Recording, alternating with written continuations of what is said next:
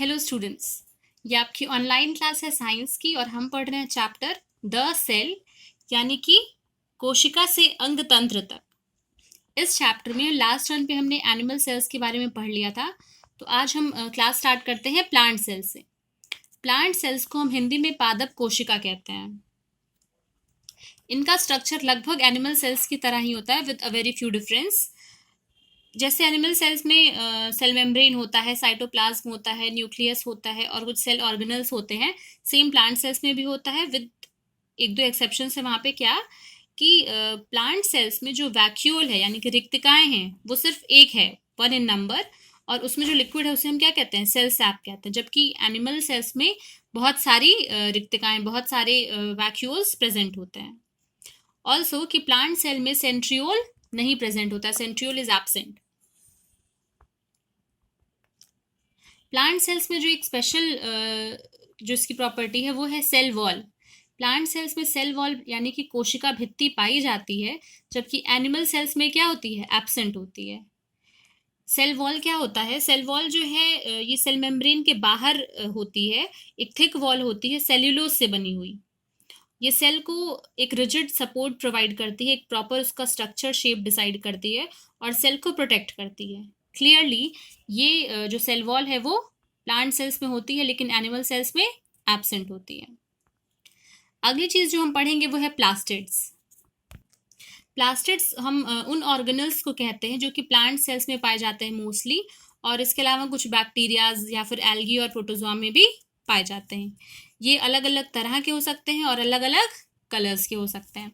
सबसे पहली कैटेगरी इसकी है वो है क्लोरोप्लास्ट, जिसे हम हिंदी में हरित लवक कहते हैं, हरित लवक।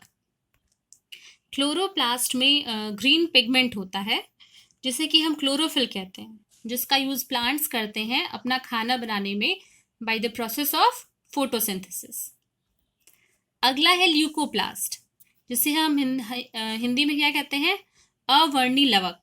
ये क्या होता है, ये कलरलेस होते हैं और मोस्टली ये फूड को स्टोर करते हैं इन द फॉर्म ऑफ, चाहे वो स्टार्च हो, प्रोटीन हो, फैट हो। और तीसरा है क्रोमोप्लास्ट।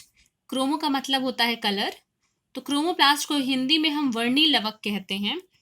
ये वो प्लास्टिड्स हैं जो कि कलरफुल होते हैं और इनमें ऐसे पिगमेंट्स होते हैं जो कि फ्लावर्स को या फिर फ्रूट्स को, फूलों को या फलों को उनके ब्राइट कलर्स देते हैं। तो प्लास्टिड 3 तरीके के, क्लोरोप्लास्ट, ल्यूकोप्लास्ट और क्रोमोप्लास्ट। अगली चीज जो हम पढ़ेंगे वो है difference between plant cell and animal cell. तो जैसे कि मैंने बताया कि इनका स्ट्रक्चर लगभग सेम होता है, थोड़े से डिफरेंसेस होते हैं। तो ये देखते हैं कि क्या क्या डिफरेंसेस होते हैं, क्या अंतर होता है। पादप कोशिका और जंतु कोशिका में अंतर।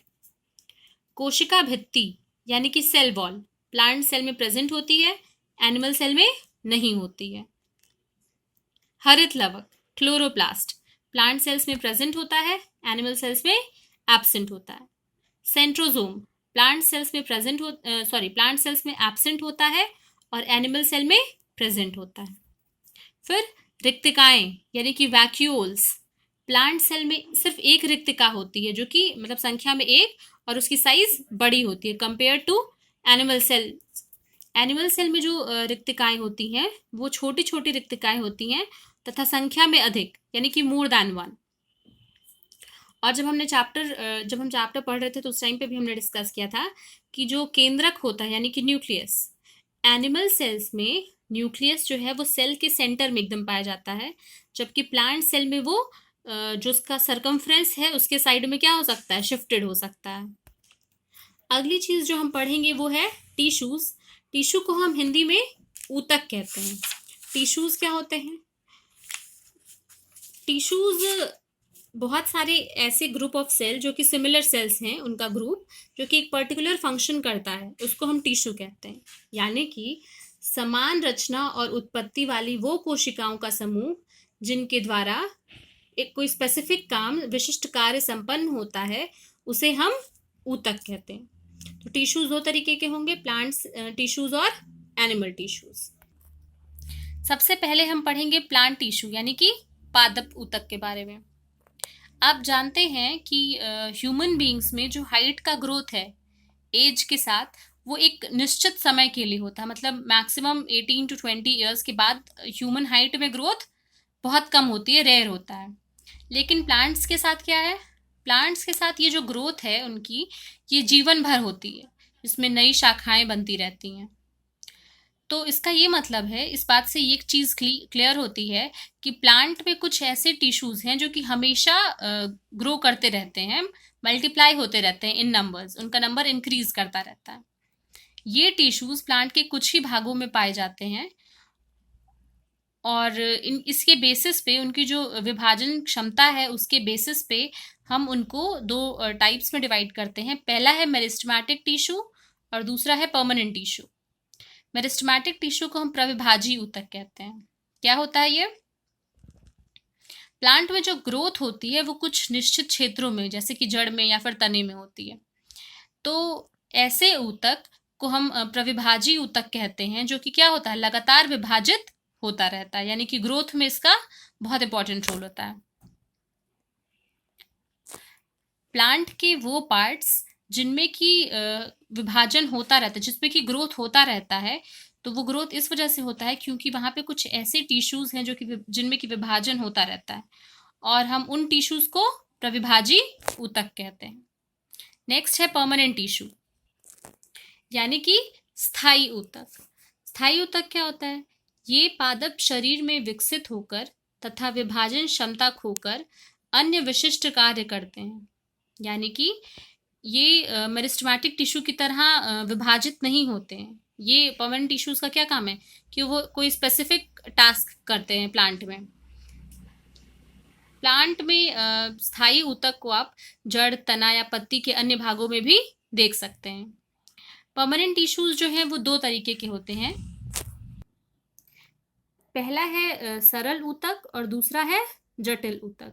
ये दोनों टिश्यूज जो हैं वो मिलके ही प्लांट के ग्रोथ के लिए रिस्पॉन्सिबल होते हैं। सरल ऊतक किसको कहते हैं? ये एक ही तरीके के सेल से मिलके बने होते हैं, इसलिए हम इसको सरल ऊतक कहते हैं। पादप निर्माण में इन ऊतकों का विशेष योगदान है। फिर नेक्स्ट है कि जटिल ऊतक किसको कहते हैं? तो वो एक से अधिक तरीके की कोशिकाओं से मिलके बनते हैं, यानी कि सरल ऊतक जो है उसमें जो सेल्स होते हैं वो सारे सेम टाइप के होते हैं, लेकिन जो जटिल ऊतक है उसमें जो कोशिकाएं हैं, सेल्स हैं, वो एक से अधिक प्रकार के होते हैं। जटिल ऊतक को हम संवहन ऊतक भी कहते हैं। फॉर एग्जाम्पल जाइलम और फ्लोएम, वो क्या है? दो एग्जाम्पल्स हैं जाइलम और फ्लोएम परमानेंट टिश्यूज के, जो कि संवहन ऊतक यानी कि जटिल ऊतक हैं। पौधों की जड़ों द्वारा अवशोषित जल और खनिज लवण को पत्तियों तक पहुंचाने का कार्य जाइलम करते हैं। अभी हमने दो एग्जाम्पल लिया संवहन ऊतक में, परमानेंट टिश्यूज में जो जटिल ऊतक हैं उसके दो एग्जाम्पल लिए, जाइलम और फ्लोएम। तो जाइलम क्या करता है कि प्लांट की जो रूट्स हैं, जो कि पानी को और न्यूट्रिएंट्स को एब्जॉर्ब करती हैं, उसको पत्तियों तक ले जाने का काम करता है। और फ्लोएम क्या करता है? फ्लोएम जो है वो पत्तियों में जो निर्मित भोजन है, यानी कि जो लीव्स, जो भी खाना बनाती हैं प्लांट लीव्स, उसको प्लांट के अलग अलग पार्ट्स में ले जाने का काम कौन करता है? फ्लोएम करता है। तो ये हो गया जाइलम और फ्लोएम का कार्य। अगली चीज जो हम पढ़ेंगे वो है एनिमल टिश्यू, जिसे कि हम जंतु ऊतक कहते हैं। जंतु ऊतक को भी उनके काम के हिसाब से अलग अलग कैटेगरीज में डिवाइड किया गया है। सबसे पहला जो हम इसमें पढ़ेंगे टिश्यू वो है एपिथेलियल टिश्यू, जिसे कि हम हिंदी में एपिथीलियम ऊतक कहते हैं। एपिथीलियम ऊतक शरीर और अंगों के बाहर का जो स्तर है उसको बनाते हैं, यानी कि हमारी बॉडी का जो आउटर स्किन है, जो आउटर लेयर है, वो एपिथेलियल टिश्यू से मिलके बनती है। इसके अलावा खोखले अंग जैसे कि श्वास नली है, फेफड़े यानी कि लंग्स हैं, और ब्लड वेसल्स हैं, उनके जो अंदर की जो लेयर होती है वो भी एपिथेलियल टिश्यू से ही मिलके बनती है। सेकंड जो हम पढ़ेंगे एनिमल टिश्यू में वो है कनेक्टिव टिश्यू, जिसे कि हम हिंदी में संयोजी ऊतक कहते हैं। संयोजी ऊतक क्या करते हैं कि ये अलग अलग बॉडी पार्ट्स को, अलग अलग अंगों को जोड़ते हैं और उसे सहारा प्रदान करते हैं, जैसे कि अस्थि है, रक्त है, और ऐसे भी काफी सारे एग्जाम्पल्स हैं। कनेक्टिव टिश्यू कई टाइप्स के होते हैं, उसमें हम सबसे पहला पढ़ेंगे इंटरस्टिशियल टिश्यू, जिसे कि हम अंतरालीय ऊतक कहते हैं। ये स्किन के मतलब त्वचा के नीचे पेशियों के यानी कि मसल्स के बीच में और नर्व्स के चारों तरफ पाए जाते हैं। फिर सेकंड है बोन और कार्टिलेज टिश्यू, जिसे हम अस्थि तथा उपास्थि ऊतक कहते हैं। अस्थि सबसे कठोर ऊतक है, यानी कि बोन टिश्यू जो है वो सबसे ज्यादा स्ट्रॉन्ग टिश्यू है। इसमें कैल्शियम और खनिज तत्व पाया जाता है, जिसकी वजह से इसमें दृढ़ता आ जाती है, स्ट्रेंथ आ जाती है। शरीर का जो ढांचा है यानी कि स्केलेटन, उसमें इसका सबसे ज्यादा इंपॉर्टेंट रोल है। तो बोन टिश्यू जो है वो क्या है, बहुत ही ज्यादा स्ट्रांग है, जबकि जो कार्टिलेज टिश्यू है वो कंपेरेटिवली सॉफ्ट होता है। हमारे कान का जो बाहर का ये हिस्सा होता है वो किससे बना है, उपास्थि ऊतक से बना है। और तीसरा जो हम पढ़ेंगे वो है ब्लड यानी कि रक्त। यह एकमात्र ऐसा ऊतक है जो कि लिक्विड फॉर्म में पाया जाता है, इसलिए इसे हम लिक्विड कनेक्टिव टिश्यू कहते हैं। रक्त का जो लिक्विड पार्ट है प्लाज्मा, उसमें 3 तरीके की कणिका पाई जाती है। रेड ब्लड सेल यानी कि लाल रक्त कणिका, व्हाइट ब्लड सेल यानी कि श्वेत रक्त कणिका, और platelets. Third one is muscular tissue. Muscular tissue को हम हिंदी में पेशी ऊतक कहते हैं। हमारे शरीर में कुछ स्पेशल टाइप के सेल्स होते हैं जिन्हें हम मस्कुलर सेल्स कहते हैं, और वो कंबाइन करके मस्कुलर टिश्यू फॉर्म करते हैं। ये अंगों को गति प्रदान करने में सहायक होते हैं, यानी कि मोशन के लिए, बॉडी पार्ट्स का जो मोशन है उसके लिए रिस्पॉन्सिबल कौन है, मस्कुलर टिश्यूज। आपने ये अनुभव किया होगा कि हम कुछ ऐसी मसल्स हैं जिनकी मूवमेंट को हम कंट्रोल कर सकते हैं, और कुछ ऐसी मूवमेंट्स हैं मस्कुलर टिश्यूज की वजह से जिसको कि हम कंट्रोल नहीं कर सकते हैं। तो उसके बेसिस पे हमने मस्कुलर टिश्यूज को 2 कैटेगरी में डिवाइड किया है। पहला है वॉलेंट्री मसल यानी कि ऐच्छिक पेशी, और दूसरा है इनवॉलेंट्री मसल्स यानी कि अनैच्छिक पेशी। वॉलेंट्री मसल्स क्या होती हैं, ऐसी मसल्स जिनको कि हम ऐसी पेशियां जिनको कि हम अपनी इच्छा अनुसार गति करा सकते हैं या उनकी मूवमेंट को कंट्रोल कर सकते हैं, जैसे कि हाथ है या फिर पैर है, इसकी जो मसल्स हैं इनकी मूवमेंट को हम कंट्रोल कर सकते हैं। तो इस तरीके के जो मसल्स हैं वो कैसी हैं, वॉलेंट्री हैं। बात करें अगर इनवॉलेंट्री मसल्स यानी कि अनैच्छिक पेशी की, तो जो हमारे डाइजेस्टिव ट्रैक है उसमें जो भी वेसल्स हैं, या फिर ब्लड वेसल की बात करें तो उसका कॉन्ट्रैक्शन और एक्सपेंशन, मतलब कि प्रसार और संकुचन जैसी जो क्रिया है वो ऐच्छिक नहीं है, वो हम पे डिपेंड नहीं करती, वो लगातार होती रहती है। तो हम उसको अपने इच्छा के हिसाब से अपने हिसाब से उसको हम रोक नहीं सकते या फिर हम स्टार्ट नहीं कर सकते। इसलिए ऐसी जगह पे जो पेशी पाई जाती है, जो मसल्स पाई जाती हैं, उनको हम इनवॉलेंट्री मसल्स या फिर अनैच्छिक पेशी कहते हैं। वॉलेंट्री मसल्स ऐसी मसल्स होती है जिनके की मोशन को आप कंट्रोल कर सकते हैं। इनवॉलेंट्री मसल्स ऐसी मसल्स हैं जिनके मोशन को आप कंट्रोल नहीं कर सकते हैं। कनेक्टिव टिश्यू हमने पढ़ लिया है, मस्कुलर टिश्यू हमने पढ़ लिया। जो फोर्थ पॉइंट हम इसमें पढ़ेंगे एनिमल टिश्यू में, वो है नर्वस टिश्यू, जिसे कि हिंदी में हम तंत्रिका ऊतक कहते हैं। नर्वस टिश्यू जो है वो नर्वस सेल से मिलके बनता है, जिसे कि हम न्यूरॉन कहते हैं। नर्व सेल्स को हम और क्या कहते हैं, एक और नाम है नर्व सेल्स का जिसे कि हम न्यूरॉन कहते हैं। आप ये स्ट्रक्चर देख सकते हैं, ये तंत्रिका कोशिका है, यानी कि नर्व सेल है जिसे कि हम न्यूरॉन भी कहते हैं। तो यहाँ से ये जो स्ट्रक्चर्स निकले हैं इनको हम डेंड्रॉन कहते हैं। यहाँ बीच में केंद्रक है, और ये जो निकले हुए पार्ट्स आपको दिख रहे हैं,